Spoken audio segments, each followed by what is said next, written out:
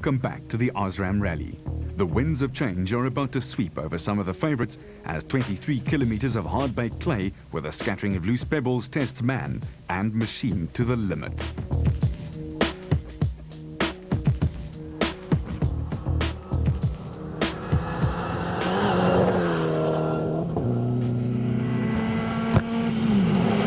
Du Plessis and Francois Jordan, still the leading Subaru in 11th overall, overcook this corner and indulge in a spot of fencing.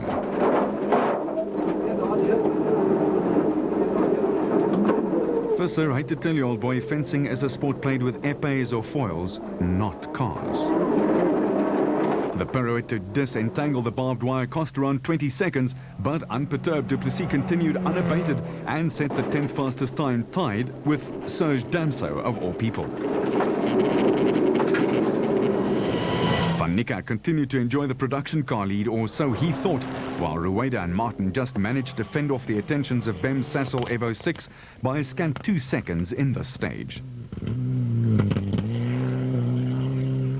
Johnny Gemmel and Marty Olivier are picking up the pace in their L&J plant hire Sassel Delight Mitsubishi Lancer Evo 7 and were about to receive a windfall.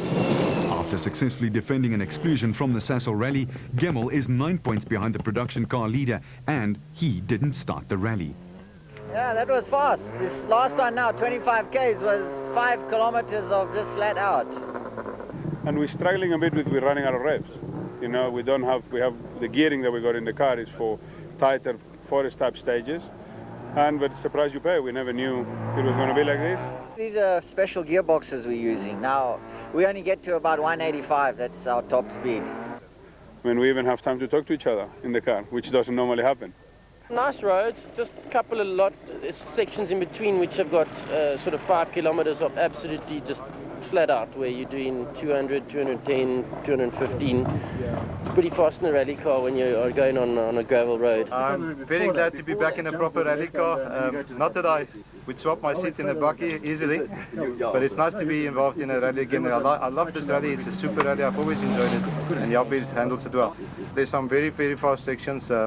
Most enjoyable, especially in this car around the sweeps. The traction is fantastic in it. I really enjoy it. We had some serious, not serious moments, but a couple of jumps that can definitely catch some guys out. I'm worried about the guys coming now. Cheers, Osram Rally! Yeah, it lights up your life, doesn't it? Chris de Vet and Patrick Yende were fourth in the quartet of N3 runners, hampered by a puncture and a misfire in stage 3.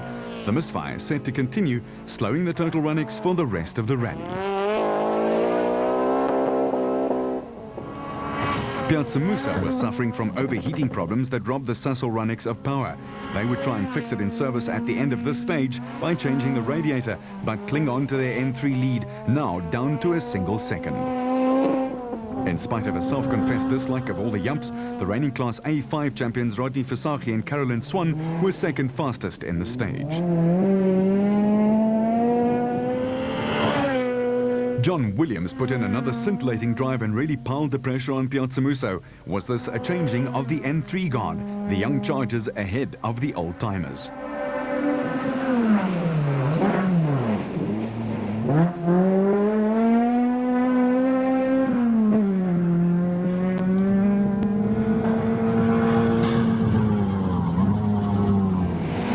Try as they may, neither Mike Nathan or Costa Komantarakis could do anything about the N2 lead enjoyed by Stowe and Stain in their NPS Oil Flow Toyota Corolla, although Nathan moved up into second place.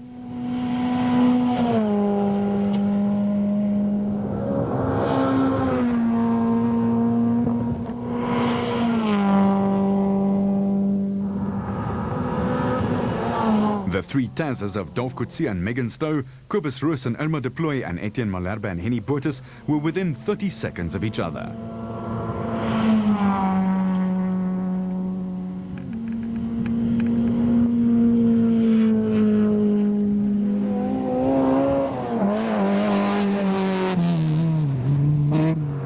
Malherbe and Boertes are the big threat to Houghton for the A5 title this season.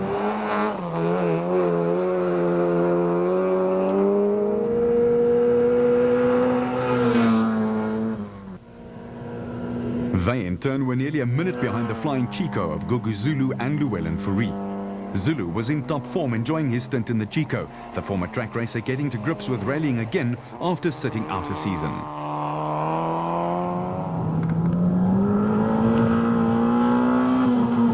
And Korsanati and Zamandi and Gerard Snyman adopted their usual slowly get a result approach, but it worked as they third in the title race. At the halfway point of the rally, the lead between Kuhn and Habich was down to 1 second again, and Gemmel is up into third.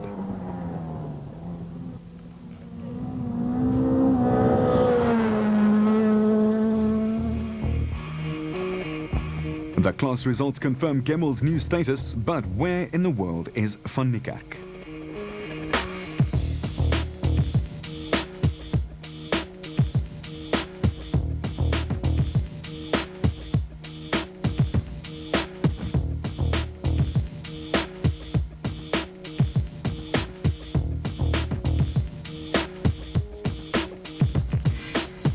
Well, to answer the question, Yapi was basically squeezed into a corner. No, the off was, that was basically the road book called 90s, left 90 right, and they were all like third gear 90s, not second gear 90s. So I took this one third gear as well, and and Greg did call it. It's definitely a 90 right, and I didn't pay much attention to it, and I went too fast through the corner. That's what happened. We were going very well in the rally, and I like the high-speed stuff, and. I don't think the road book is the answer for this kind of rallies. We were averaging in stage 334 kilometers an hour, which is more than WRC are allowed to do. And without in a blind rally, I think it's borders on criminal.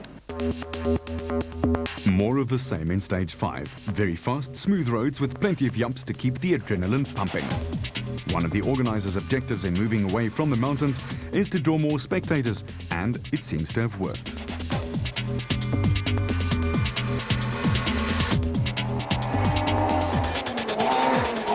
Keen, under threat from within his own team, blasted through the 19.3 kilometer stage 10 seconds faster than anyone else could manage.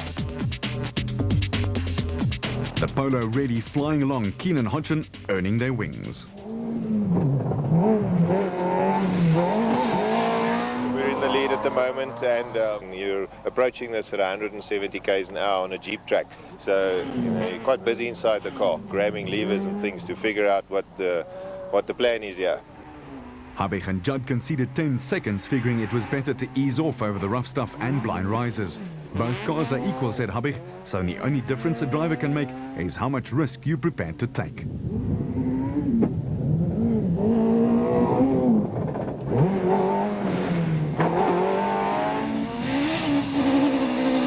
Serge and Robert had quietly slipped to an unaccustomed 8th overall, and to make matters worse, gave away 20 seconds with a confusing instruction in the road book, taking a wrong road when faced with 3.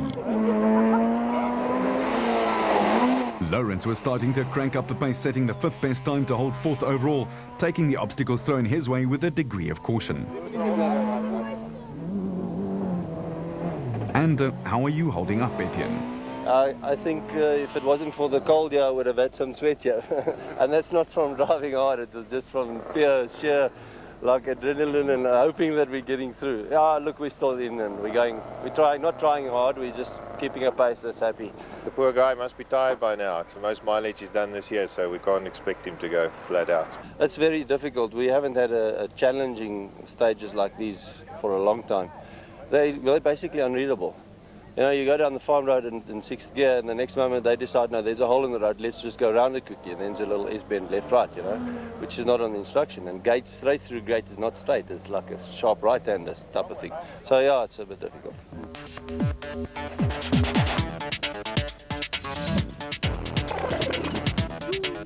Hogan Fecken, a comfortable half-minute ahead of JP Damso, cracked a strut mounting and cracked his windscreen after a hard landing, and decided to take things easy over the rough stuff to the end of the stage and through stage 6. Not that take it easy is in Fecken's vocabulary, for he set the 3rd quickest time as the clock shows, this in spite of the damage to his car. Damso Jr. and Frey were soldiering along, hanging on to Fecken's coattails, always close enough to pounce if something unexpected should happen to the golf pair.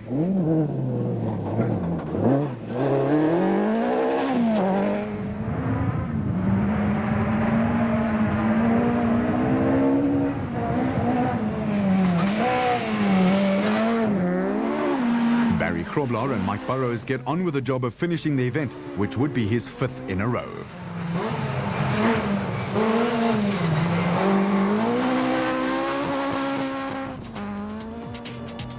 Adrian Koth and Rikus Fourie were locked in a fierce fight with Meili Saville's Subaru and tied overall for position. Koth was driving as hard as he dared, mindful of the need to finish. And he'd gained a position.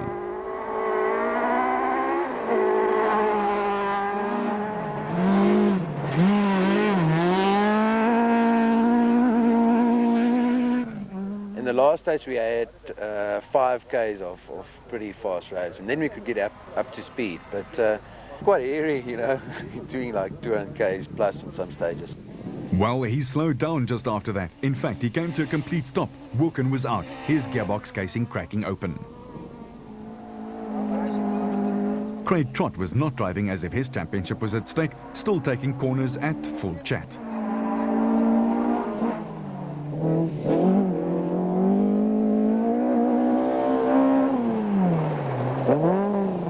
And we wanted to know, what's the score, Craig?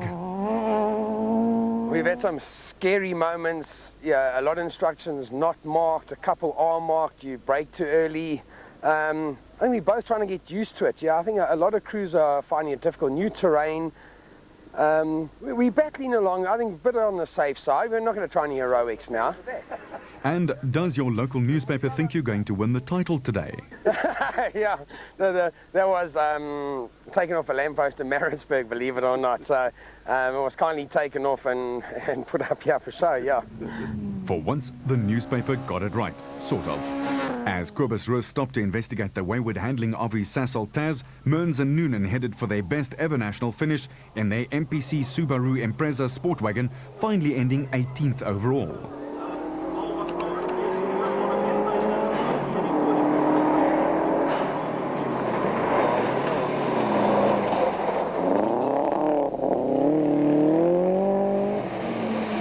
Judging by the angle of the back wheel, Roos wasn't going much further.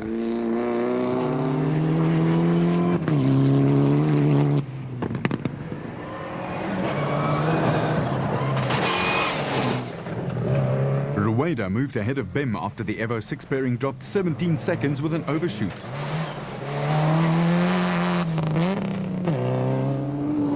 And the N2 dice was as strong as ever, Nathan closing inexorably on Stroh.